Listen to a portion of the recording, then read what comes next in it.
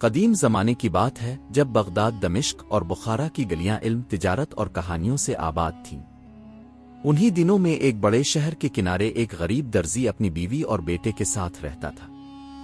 اس درزی کا نام عمر تھا اور اس کے بیٹے کا نام علاء الدین۔ درزی سادہ مزاج اور محنتی شخص تھا، مگر غربت نے اس کے گھر کو ہمیشہ تنگی اور فاقے میں رکھا۔ علاء الدین بچپن ہی سے کھیل کود اور سیر و تفریح میں زیادہ دلچسپی لیتا تھا، پڑھائی اور کام کاج کی طرف کبھی راغب نہ ہوا۔ اس کے والد نے کئی بار کوشش کی کہ بیٹے کو کسی ہنرا کاروبار میں لگائے، مگر علاء الدین کی سستی اور لاپرواہی آڑے آ جاتی۔ جب علاء الدین 10-12 برس کا ہوا تو باپ نے اسے اپنے کام پر لگانا چاہا، لیکن وہ دوستوں کے ساتھ کھیلنے بھاگ جاتا، کبھی باغوں میں کبھی بازاروں میں۔ والد نے اسے سمجھایا کہ بیٹے، دنیا میں عزت و کامیابی محنت سے ملتی ہے، مگر علاء الدین کے کانوں پر جوں تک نہ رینگی۔ کچھ ہی دنوں بعد باپ فاقوں اور غموں کے باعث دنیا سے رخصت ہو گیا۔ اب علاء الدین کی ماں اکیلی رہ گئی، جو کپڑے سینے کا چھوٹا موٹا کام کر کے گزر بسر کرتی۔ وہ بیٹے کو بار بار سمجھاتی کہ محنت کرو، کام سیکھو، لیکن علاء الدین اپنی نادانیوں میں مگن رہتا۔ ایک دن شہر میں ایک اجنبی آیا۔ وہ دراصل ایک دور دراز ملک کا جادوگر تھا، جو علم، نجوم اور شیطانی علوم کا ماہر تھا۔ اس نے اپنے حسابات سے جان لیا تھا کہ اس شہر میں ایک لڑکا ہے جس کی قسمت میں ایک ایسا خزانہ ہے جو دنیا کا کوئی دوسرا انسان نہیں پا سکتا۔ وہ خزانہ ایک جادوئی چراغ کی شکل میں زمین کے گہرے غار میں چھپا ہوا تھا۔ جادوگر نے بھیس بدل کر اپنے آپ کو علاء الدین کا چچا ظاہر کیا۔ وہ محلے میں آیا اور لوگوں سے پوچھا، یہاں درزی عمر کا گھر کہاں ہے؟ لوگوں نے بتایا کہ وہ تو فوت ہو گیا ہے، لیکن اس کا ایک بیٹا ہے، علاء الدین۔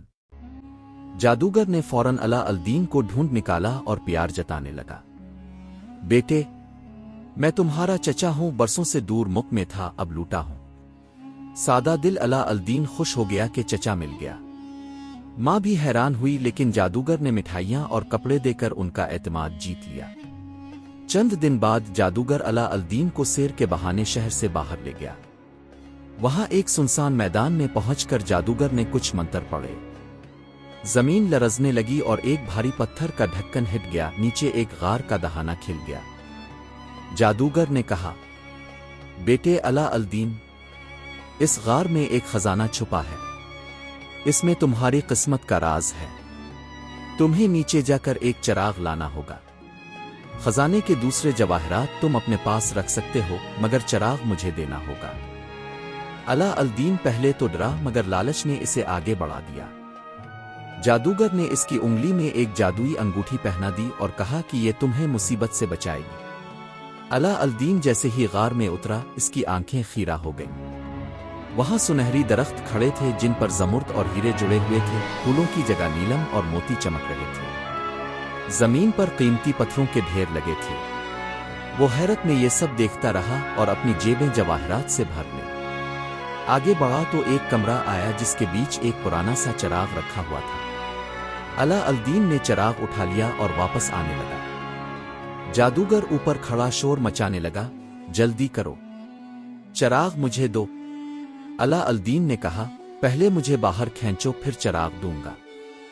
جادوگر چراغ کے لیے بےتاب تھا، مگر لڑکے کی ضد دیکھ کر غصے میں آگ بولا، تمہاری یہ ضد تمہیں ضد تمہیں مہنگی پڑے گی۔ اس نے منتر پڑھا اور غار کا دہانہ بند کر دیا۔ اب علاء الدین اندھیری غار میں قید ہو گیا۔ وہ رونے لگا، دعا کرنے لگا۔ اچانک اس نے اپنی انگلی کی انگوٹھی رگڑ دی۔ فوراً ایک خوفناک جن نمودار ہوا اور بولا، بتاؤ کیا حکم ہے میرے آقا؟ علاء الدین کانپ گیا، مگر پھر ہمت کر کے کہا، مجھے اس غار سے نکالو۔ اگلے لمحے وہ باہر زمین پر تھا۔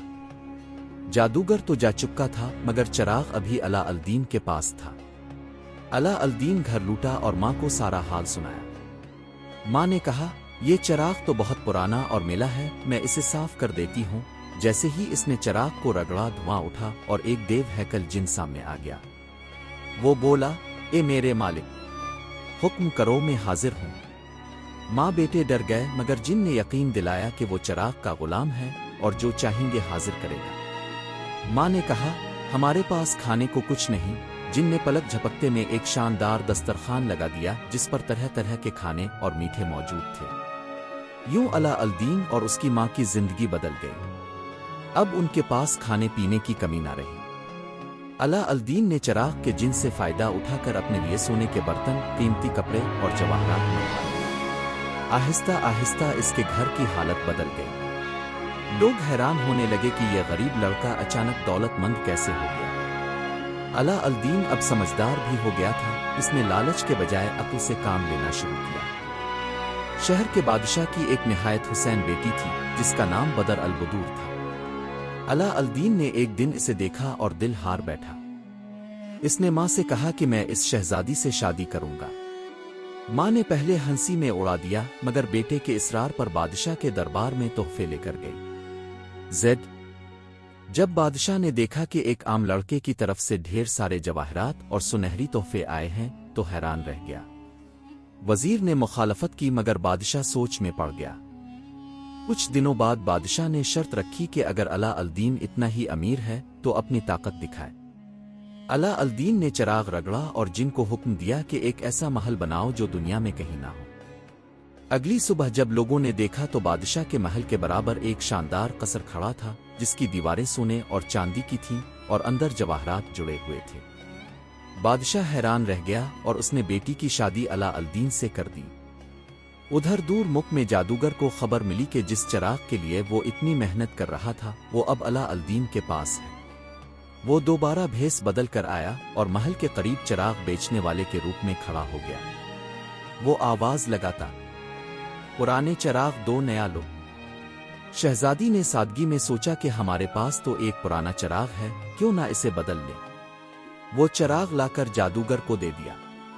اب چراغ جادوگر کے ہاتھ میں تھا۔ اس نے جن کو حکم دیا کہ علا الدین کا محل اور شہزادی سمیت سب کو